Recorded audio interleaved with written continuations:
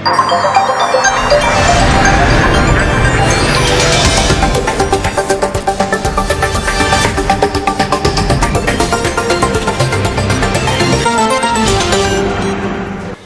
celébrase o Día das Enfermidades Raras, que en Galicia sofren unhas 200.000 persoas. O reto da medicina é investigar sobre estas doenzas e facilitar o acceso aos medicamentos.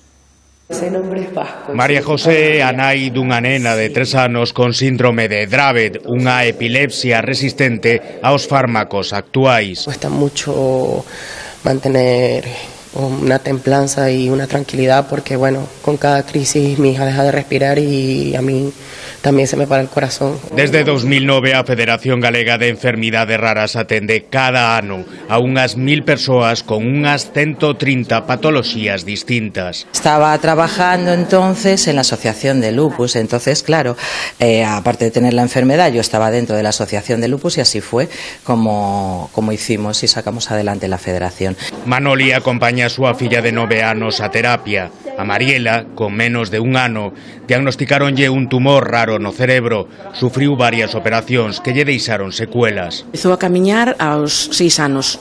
Sempre estuvo en silla de rodas e a partir dos 6 foi cando empezou a dar os primeiros pasos.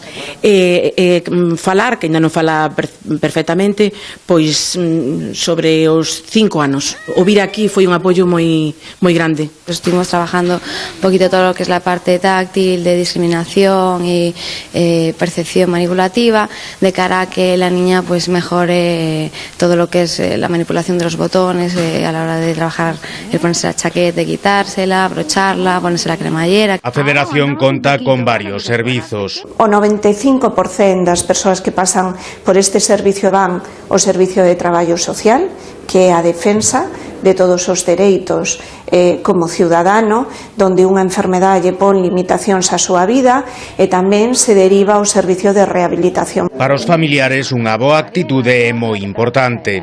Tiren para adiante, espero que teñan a mesma sorte que teño eu, que a miña filla sempre está cunha sonrisa e iso creo que nos axuda a sobrelevar o día a día. Despois da súa terapia, Mariela deixanos unha mensaxe. Si queres vir outro día, só non tes que chamarnos.